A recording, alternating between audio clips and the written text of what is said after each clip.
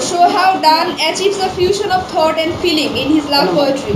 মানে সে তার তাহলে ইমোশন এবং তার যে ইন্টেলেক্ট এই দুইটাকে সে কীভাবে কম্বাইন করেছে একটা মানে তার সবগুলো পোয়েমে। Donne's love poetry is remarkable for its concentrated passion, intellectual agility and dramatic power. মানে তার যে কবিতাগুলা প্রতিটা কবিতাই হচ্ছে ড্রামাটিকভাবে তোমার এই কী বলে ইন্টেলেকচুয়ালভাবে অথবা প্যাশনের দিক থেকে ইন্টেন্স, মানে সবগুলো থেকে তীব্র। He is given to introspection and self analysis. Introspection মানে হচ্ছে তোমার নিজের মধ্যেই কী বলে ব্যাপারগুলোকে নিজেই বের করা, নিজে একটা থিওরি বের করে নিজেই সেটাকে ডিসক্রাইব করে নিজেই কনক্লুশন দেওয়া। ওকে, ইন্ট্রোস্পেকশন। তাহলে he is given to introspection and self analysis, মানে সে নিজে ওটাকে কী করেছে, ব্যাখ্যা করেছে। He writes of no imaginary shepherds and shepherdess as his predecessor did, but of his own intellectual, spiritual and amorous experience. তাহলে কি বলছে যে সে কোনো মানে তার যে প্রেডিসেসর যারা ছিল, প্রেডিসেসর মানে কি পূর্বপুরুষ, তার পূর্বপুরুষ বলতে বোঝাচ্ছে তার যে নিজের বংশের পূর্বপুরুষ তারা না, কিন্তু কারা বলো তো, কাদের কথা বলছে এখানে, কোন প্রেডিসেসরের কথা বলা হয়েছে? এই ও যে ওয়ার্ল্ডে আছে পোয়েট্রির ওয়ার্ল্ডে, ওই পোয়েট্রির ওয়ার্ল্ডে যারা হচ্ছে আগে কবিতা লিখতো, মানে আগের যে পোয়েট তাদেরকে বলা হয়েছে প্রিডিসেসর। তো আগের প্রিডিসেসররা যেরকম তাদের বুদ্ধিমত্তার সাথে বিভিন্ন কি বলে শেফার্ড, মানে শেফার্ড মানে কি রাখাল অথবা রাখাল বালিকা, মানে গ্রাম্য এলাকার যে কাহিনীগুলো সেগুলোকে তুলে ধরতো, সেগুলোর ইমাজিনারি যে করতো, শো করতো।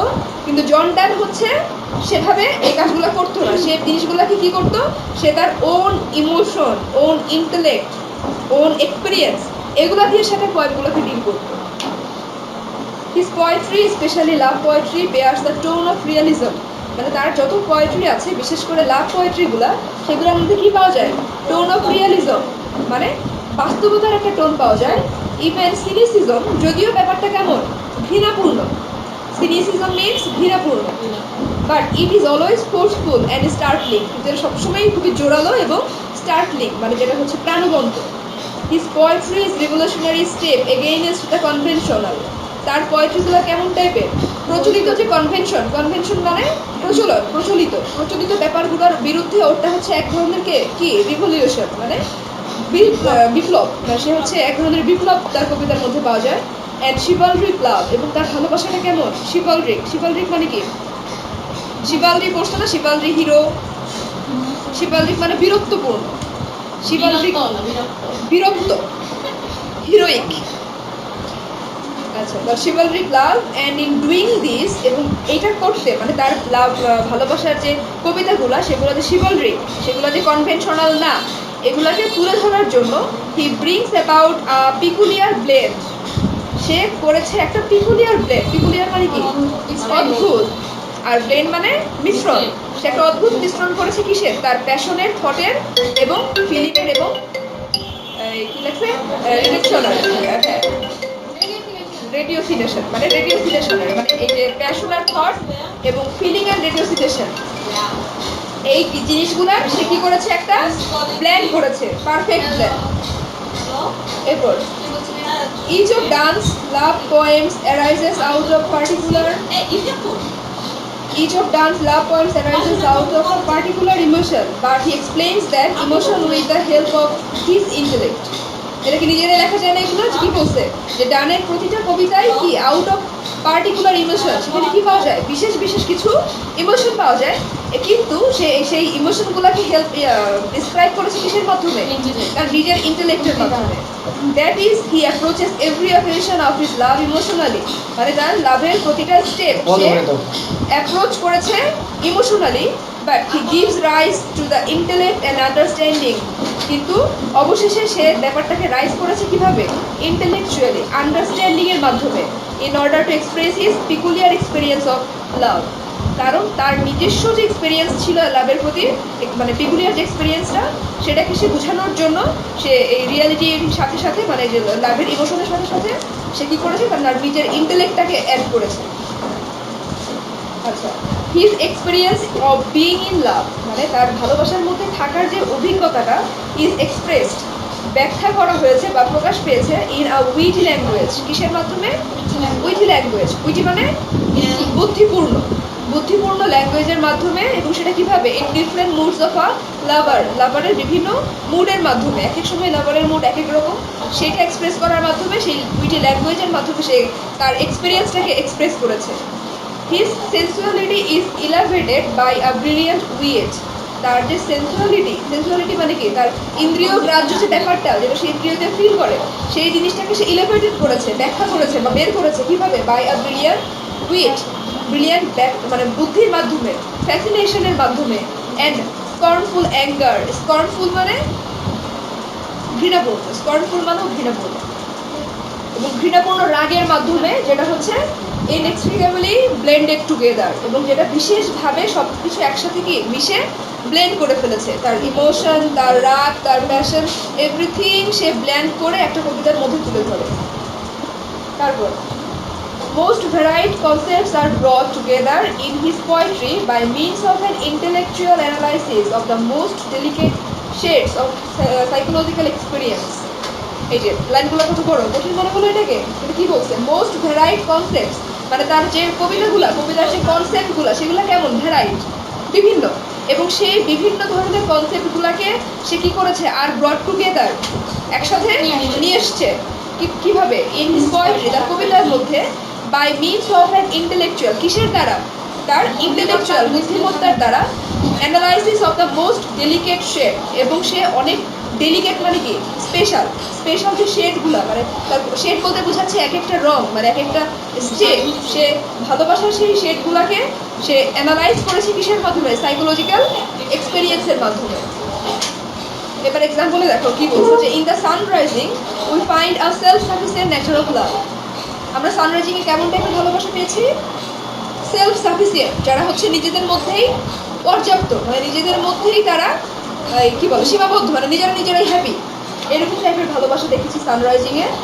ইট is a successful union of passion and thought, যে ইঞ্জিনিয়ারিটি অ্যান্ড উইট, যেখানে আমরা কী কী পেয়েছি?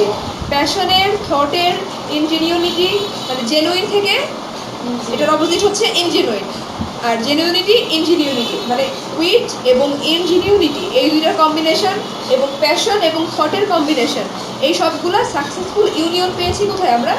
এই দ্য সানরাইজিং পোয়েমের মধ্যে। The mood and the tone of the poem is passionate and sensuous, এবং এই কবিতার যে মুড, যে মোডে কবিতাটা ডিসক্রাইব করা হয়েছে, এবং এর যে টোনটা, এটা কেমন? খুবই প্যাশনেট এবং খুবই সেন্সাস, মানে আমাদের ইন্দ্রিয়কে খুব ভালোভাবে এটা অ্যাট্রাক্ট করেছে। In this mood the sun is called, এবং এই মুডেই, মানে যে মুডের মাধ্যমে কবিতাটা ডিসক্রাইব করছিল পোয়েট, সেই মুডের মধ্যেই সে সানকে কি বলেছে? সানকে বলেছে বিজি, ওল্ড ফুল, আনরুলি সান, সসি পেডান্টিক রেচ, মানে এগুলো বলে সে সূর্যকে বকেছে। While Dan is in a passionate mood, আবার সে প্যাশনেট মুডে কি করেছে? He takes recourse of to wit or concept which sometimes seem to be highly fantastic and exaggerated. Exaggerated বানানটা হচ্ছে এই যে এটা বলছিলাম এর আগে একবার, এক্সাজারেট মানে হচ্ছে অতিরঞ্জন করা, এই যে বানানটা হচ্ছে এক্সাজারেটেড, এটা মার্ক করে রাখো। তার মানে তার সে এখানে যে উইট, তার কনসিয়েট, এইসব যে এক্সপ্রেস করেছে, এগুলো খুবই কি হাইলি ফ্যান্টাস্টিক এবং এক্সাজারেটেড, কারণ তার যতগুলো সে মেটাফিজিক্যাল উইট বা কনসিয়েট এখানে ব্যবহার করেছে, সবগুলোর মধ্যে দেখছো যে সে নর্মাল থিংসগুলোকে কম্পেয়ার করেছে কিসের সাথে? অনেক বড় কিছুর সাথে, খুবই হাইলি এক্সাজারেটেড এই তার কবিতার লাইনগুলো। She is all states and all princes I, সে হচ্ছে সারা রাষ্ট্র, এবং আমি হচ্ছে সেটাকার প্রিন্স, নাথিং এলস ইজ, এবং এসবের বাইরে কিছুই নেই। Princes do but play us compare to this, মানে আদার প্রিন্স যারা আছে তারা আমাদের সাথে খেলতে পারে, আমাদের সাথে কম্পেয়ার করতে পারে। অল অনার্স মিমিক, কিন্তু সব সম্মানগুলাই কি মিমিক মানে কি? মিমিক বলতে এটা তো তোমার লিটারেরি ওয়ার্ড, কিন্তু এটাকে যখন নর্মালি ভাষায় ইউজ করা হয় সেটাকে বলে হচ্ছে মিমিক্রি, কপি করা। হ্যাঁ, অল ওয়েলথ অ্যালকেমি, এবং সব সম্পত্তিগুলাই হচ্ছে মানে কেমন, মানে হইলে হবে না হইলে নাই। Thou sun art half as happy as we, সূর্যটাও কেমন সুখী, অর্ধেক, আমরা যতটুকু সুখী সূর্য তার চাইতে অর্ধেক সুখী, কারণ আমরা দুইজন মিলে একটা ওয়ার্ল্ড, সূর্য একাই। In that the world contacted Das, এই লাইনগুলো কি তোমরা পারবা মুখস্থ করে দিতে? মুখস্থ করে হুবহু দিতে হবে একদম, দাড়ি কমা পাংচুয়েশন যা আছে সব, আর যদি বাদ দিতে চাও তাহলে বাদ দিবা। এক কাজ করতে পারো, ওই যে ফার্স্ট ইয়ার আমার মনে হয় যে ফার্স্ট ইয়ার তিনটা লাইন না, দুইটা লাইন হচ্ছে মোস্ট ইম্পর্টেন্ট। এই যে she is all states and all I princess I, nothing else is, এটুকু দিলেই এত।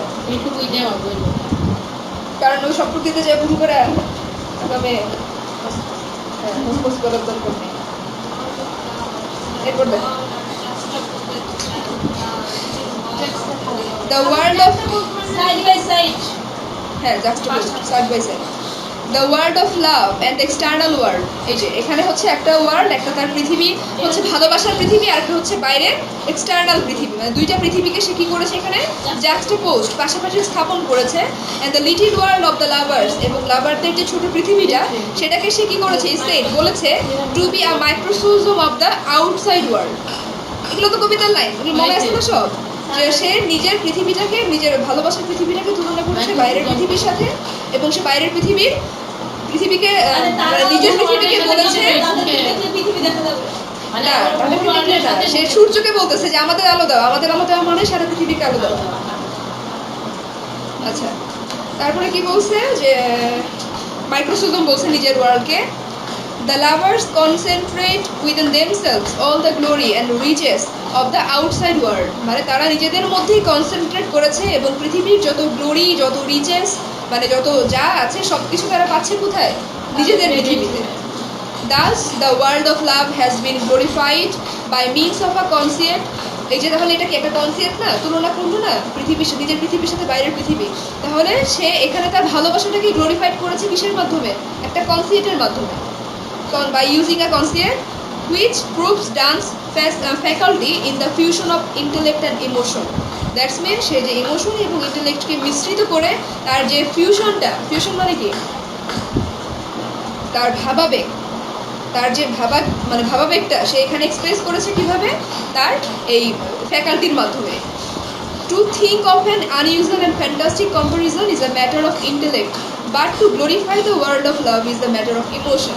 এই লাইনটা খুব ইম্পর্টেন্ট। কি বলছে দেখো, to think of an unusual and fantastic comparison, যে একটা আনইউজুয়াল যেটা নিয়ে নর্মালি কেউ ভাবে না, ব্যাপারটা আবার ফ্যান্টাস্টিকও, এরকম কিছু ম্যাটার নিয়ে যদি তুমি কি করো, কম্পেয়ার করো, ব্যাপারটা কি হবে? Matter of intellect. তখন জিনিসটা বুদ্ধির ব্যাপার, কারণ বুদ্ধি ছাড়া তুমি দুইটা ডিসিমিলার থিংকে কম্পেয়ার করতে পারবে না। আবার যখন সে এই কম্প্যারিজনের মাধ্যমে, এই ইন্টেলেক্টের মাধ্যমে ভালোবাসাটাকে গ্লোরিফাই করছে, ওইটা কিসের ব্যাপার? ইমোশন। তার মানে সে ইন্টেলেক্টের মাধ্যমে তার ইমোশনটাকে আরো বেশি স্ট্রং করে মানে দেখাচ্ছে এখানে। ক্লিয়ার? বুঝছো? To sum up, Donne has effectively combined thought and feeling, emotion and intellect, or logical arguments in his love poetry. Meaning তো বুঝছো?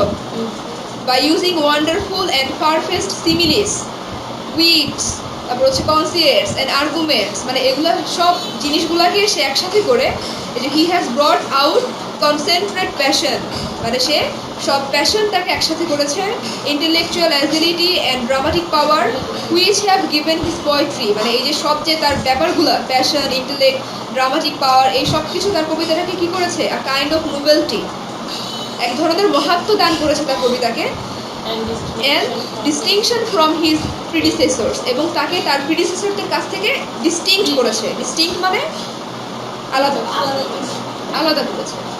Because of this his poetry, তার এইসব পোয়েট্রির জন্য, স্পেশালি লাভ পোয়েট্রি, লাভ পোয়েট্রির জন্য bears a tone of realism, even cynicism. এখানে আমরা কি পাচ্ছি? রিয়েলিজমও পাচ্ছি, সিনিসিজমও পাচ্ছি। সিনিসিজম মানে ঘৃণা, but it is always forceful and startling, কিন্তু এটা সবসময় কেমন? খুবই জোরালো এবং প্রাণবন্তকর। তোমরা প্রাণবন্ত বলতে কি বুঝো? খুব ভালো। অনেক সময় কিন্তু হিংসাও প্রাণবন্তভাবে করা যায়, এটা বুঝো? ভালোবাসা যেরকম প্রাণবন্তভাবে ভালোবাসা যায়, হ্যাঁ, হিংসাও প্রাণবন্তভাবে করা যায়। আমি শত্রুতা করবো প্রাণবন্তভাবে, শত্রুতা বেশি পরিমাণে এক্সট্রিম। কঠিন লাগলো? ওই তো টোটালি ব্যাপারটা আসছে হচ্ছে যে সব কবিতার মধ্যে সে কীভাবে কি কম্পেয়ার করে, কি কনসেপ্ট ইউজ করে এই তার লাভ ও থিম অফ লাভটাকে এক্সপ্রেস করলো, এইটাই। হ্যাঁ, কারণ একই পয়েম না, বারবার একই আসবে, ঘুরে ফিরে কথাগুলো একই আসবে। শুধু তুমি অ্যান্সারগুলো লেখার সময় মাথায় একটু রাখতে হবে যে কিভাবে কি চাইছো ওইটাকে আগে তুলে